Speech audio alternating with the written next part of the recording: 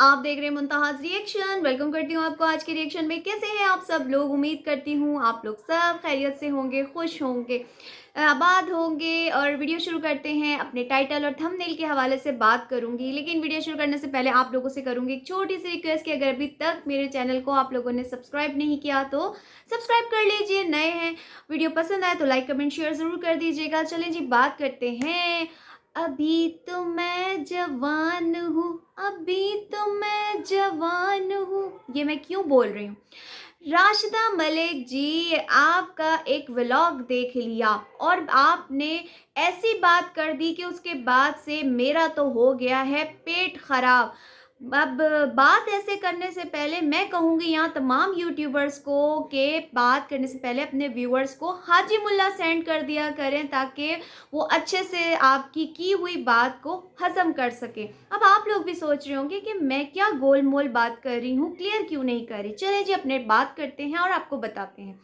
अभी इनका एक व्लॉग आता है जिसके अंदर राशिदा मलिक जी अपनी बर्थडे सेलिब्रेट करती हैं। थोड़ी little बिटिल type birthday simple style में करती हैं, लेकिन बर्थडे सेलिब्रेट तो कर ली जैसे तैसे, उसमें तो हमें कोई एतराज़ ना हुआ। लेकिन एक ऐसी बात कर दी जिसके बाद मुझे ऐसा फील होने लगा कि अभी तो मैं तो फिर छोटी बच्ची हुई उनके सामने। यानी बेटी ने बोल दिया, उनकी बेटी अरुषे ने बोल दिया कि मम्मा आप कितने साल की हो गई हैं? 40 की। तो अम्मा जी बोलती हैं अस्तगफिरुल्लाह, अभी तो मैं जवान हूँ, अभी तो मैं 37 की हूँ। यानी अगर राशिदा मलिक जी, यानी ये खातून जो हैं, ये अभी 37 की हुई हैं, तो फिर मैं तो अभी 20 साल की यंग लेडी हूँ। तो बात करने से पहले सोचा करे, वो कहते हैं ना, पहले तोलो फिर बोलो। मतलब कि हद हो गई। आपकी बेटी यूनिवर्सिटी गोइंग स्टूडेंट, क्या आपकी शादी क्या 15-16 साल में हो गई थी? और अगर आपकी शादी 15-16 साल में हो गई थी तो आपके जो हस्बैंड हैं, ऐसी क्या आपके घर वालों को मजबूरी पेश आ गई थी कि आपके और आपके हस्बैंड में इतना डिफरेंस आया? कौन सी ऐसी इमरजेंसी थी कि नन्नी मुन्नी काकी मुन्नी की इतने बड़े अंकल से शादी कर दी गई? सोचने वाली बात है। यानी ये यूट्यूबर्स ये नहीं सोचते कि आगे बात करने से पहले 1000 दफ़ा हम सोच लें कि हमारे देखने वाले जो व्यूअर्स हैं वो एलियंस नहीं हैं, वो छोटे बच्चे नहीं हैं, वो ख़वातीन हैं। ज़्यादातर इनको ख़वातीन ही देखती हैं।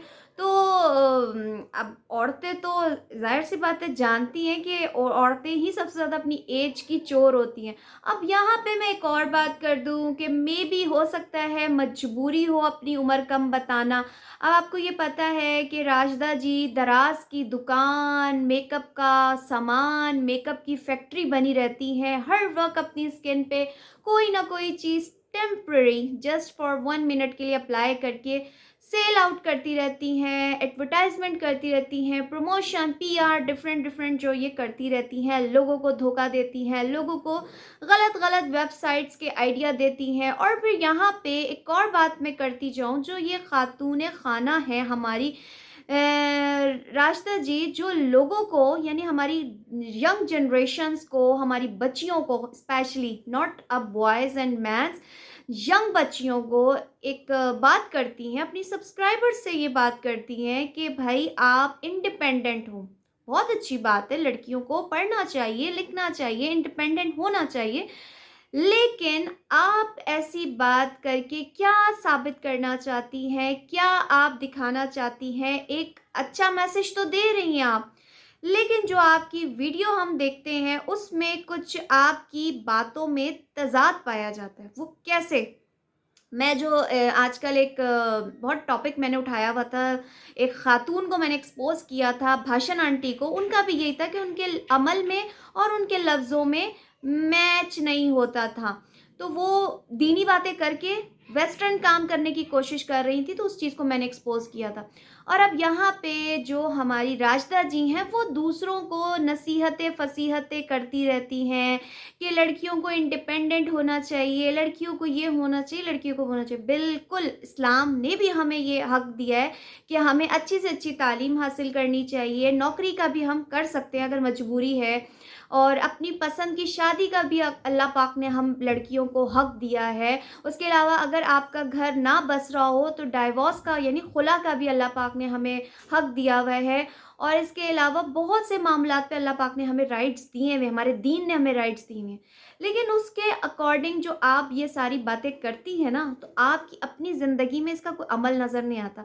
अब यहाँ पे आप लोग कह रहे होंगे मैं ऐसी क्या घुमा फिरा के बात कर रही हूँ, मैं टू द पॉइंट पे बात क्यों नहीं कर रही हूँ। एक तो ये जो इनकी बर्थडे वाला व्लॉग देखा उसके बाद से मेरा जो पेट है ना वो सही से ना मतलब साफ़ नहीं हो रहा। हाजी मुल्ला मुझे खानी पड़ रही है बार-बार कि इनकी एज में एक तो, और दूसरा इन्हीं के इस वाले व्लॉग में मैंने एक सीन देखा जिस पे मैंने ये इतनी इंडिपेंडेंट वाली बात क्यों की है वो भी मैं बताती हूँ। जनाब इनके जो हस्बैंड हैं वो इनके लिए लेकर आए बुके, और ये बीबी साहिबा लगी हुई हैं अपनी बेटी कनाडा वाली बेटी के साथ। जी वहाँ पे उनकी बेटी केक काट रही हैं, आई थिंक उनके लिए सेलिब्रेट कर रही हैं, तो ये वहाँ देखने में इतनी मसरूफ़ हुई हुई हैं कि अपने हस्बैंड को सही से ना इन्होंने थैंक यू किया, ना एक कहते हैं ना फेस, जो आपकी बॉडी लैंग्वेज होती है वो बहुत सी बातें हमें बता देती हैं देखने वालों को। तो हमें कहीं से भी उस बॉडी लैंग्वेज से ये महसूस नहीं हुआ कि आपको कोई खुशी हुई है कि आपके हस्बैंड ने आपको अपने आपके बड़े दिन पे, ज़ाहिर सी बात है जो हमारी जो बर्थडे होती है उसका वो हमारे लिए बड़ा दिन होता है और बड़ी सारी हमारी एक्सपेक्टेशंस होती हैं कि हमारी फैमिली हमारे लिए क्या गिफ्ट लेके आएगी, हमें क्या देगी, क्या होगा, किस तरीके से सेलिब्रेट करेंगे। लेकिन वहाँ पे हमने देखा कि जब हस्बैंड ने बुके दिया तो बड़ा रूखा-फीका हस्बैंड को वेलकम किया गया, थैंक यू बोला गया। हस्बैंड ने भी कोई इतना ख़ास घास नहीं डाली। और बाज़ औक़ात मैंने इनके व्लॉग में ये भी चीज़ देखी है कि जब ये मोहतरमा कहीं जा रही होती हैं अपने हस्बैंड के साथ, तो कोई गॉसिप्स नहीं, कोई कुछ नहीं, ऐसा फ़ील हो रहा होता है जैसे कि एक ड्राइवर गाड़ी ड्राइव कर रहा है और ये बेगम साहिबा उनके साथ बैठ के जस्ट जा रही हैं। और ये जो लोगों को, बच्चियों को हमारे जो दर्स देती हैं, सिखाती हैं, इंडिपेंडेंट होना चाहिए लड़कियों को, ऐसा होना चाहिए, वैसा होना चाहिए। इंडिपेंडेंट होने का मतलब ये नहीं होता मेरी बहनों कि आपके ऊपर जो आपके रिश्ते हैं उनको आप निग्लेक्ट कर दो। यानी आपके साथ अगर आपके बेटे हैं, आपके हस्बैंड हैं या आपकी फैमिली है, आप उसको मतलब इतना गरूर के, तकब्बुर के थैले में लिपटते जाओ, आप लिपटते जाओ कि आस-पास के रिश्तों को अपने करीब भी ना आने दो। यानी जो हस्बैंड का अल्लाह पाक ने एक मकाम दिया है औरत के लिए कि जो भी चीज़ है आपके हस्बैंड सबसे पहले, औलाद से भी पहले हस्बैंड होता है। मैं आजकल के दौर की बात करूँगी, बहुत बुरा दौर चल रहा है।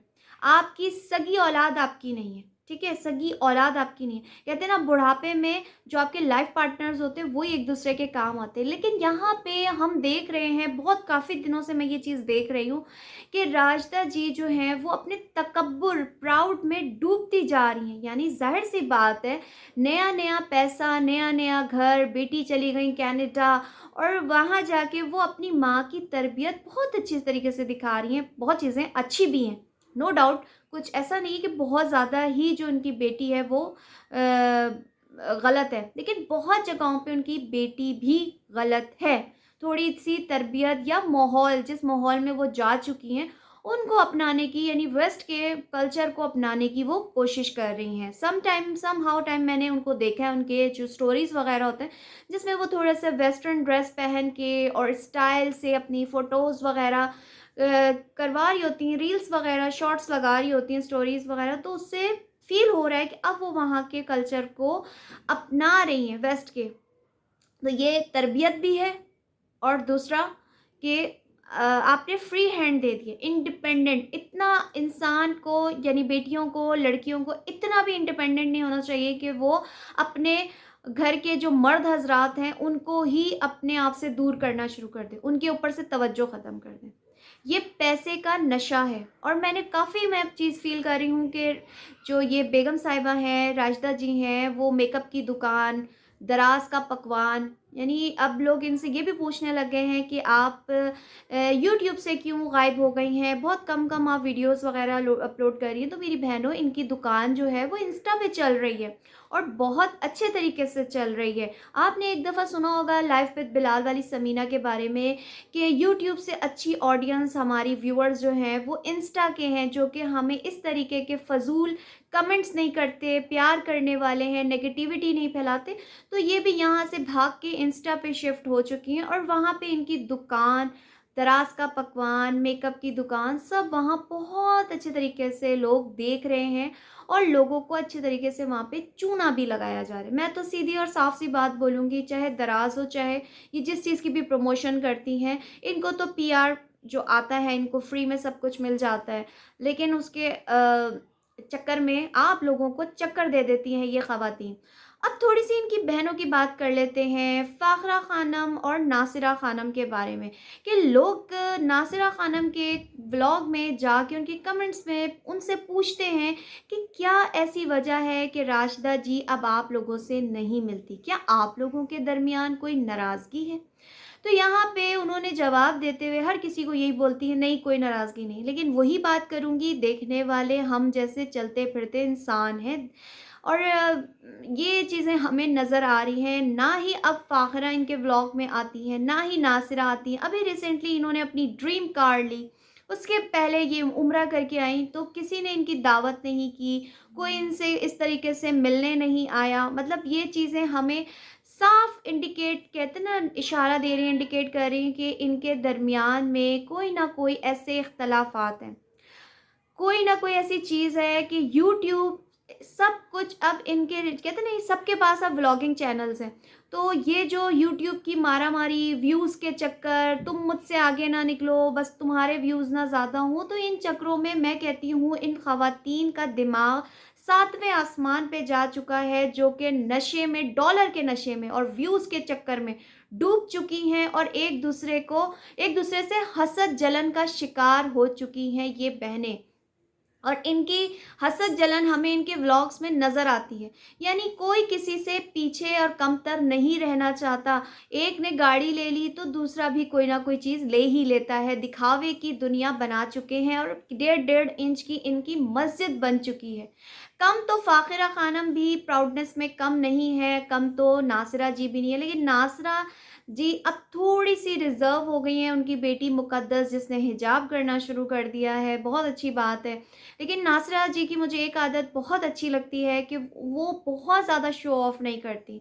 जिस तरह से राशिदा मलिक नशे में मतलब डॉलर के और व्यूज़ के इस नशे में इस कदर डूबी हुई हैं कि वो आगे सोच ही नहीं रही हैं।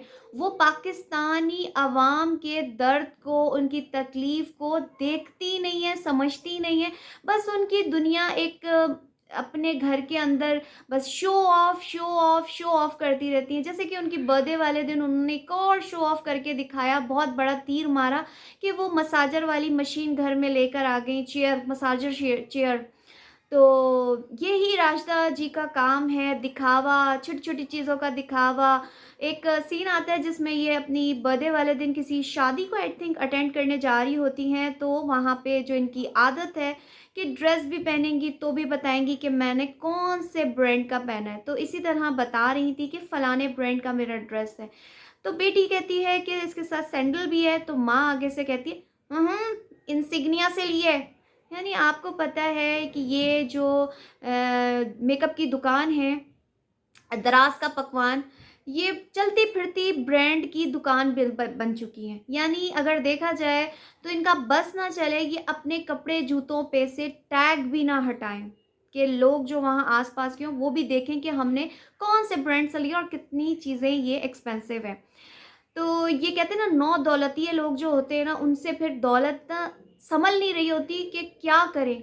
दिखावा, दिखावा, दिखावा। लेकिन मैं कहती हूँ कि ऐसे लोगों को स्पीड ब्रेक पे पाँव रख देना चाहिए, क्योंकि अल्लाह ताला आपके किस अमल को नापसंद कर रहा हो और आपकी किसी वक़्त भी पकड़ हो जाए। क्योंकि पाकिस्तान इस वक़्त गुर्बत में डूब चुका है।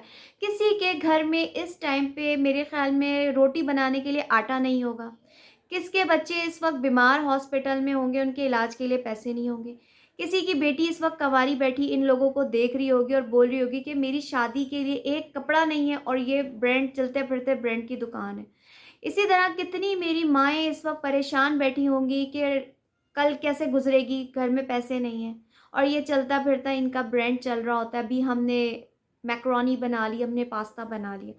तो मैं बस इन लोगों से इतना कहूँगी कि अगर तुम्हारे पास अल्लाह ने इतनी दौलत दे दी है तो सँभल जाओ, स्पीड ब्रेकर पे पाँव रखो और थोड़ा-सा शो ऑफ से बचो। नज़र भी लगती है और किसकी आह लग जाए, किसकी बद्दुआ लग जाए आपको देख के कि आप लोगों के पास तो पैसा है लेकिन अगला बंदा इस वक़्त एक दवाई के लिए भी उसके पास शायद पैसे ना हो। तो शर्म करें आप लोग और उम्र का फिर मैं बोलूँगी कि आपको शर्म आनी चाहिए इतनी नन्ही काकी बनने के। मेरी जो सिक्स सेंस कहती है ये कम से कम भी 45 से अबव है क्योंकि इनकी बेटी यूनिवर्सिटी में, इतनी छोटी तो इनकी शादी हुई नहीं होगी। अगर हुई होगी तो फिर तो सोचने वाली बात है कि ऐसी क्या मजबूरी आई होगी कि इतनी छोटी यंग बच्ची की शादी इतने बड़े उम्र के आदमी से करने की क्या ज़रूरत थी। खैर ये था मेरा आज का रिएक्शन। आई होप आपको अच्छा लगा हो। अच्छा लगा हो तो लाइक, कमेंट, शेयर ज़रूर कर दीजिएगा। दुआओं में याद रखिएगा। अल्लाह हाफ़िज़।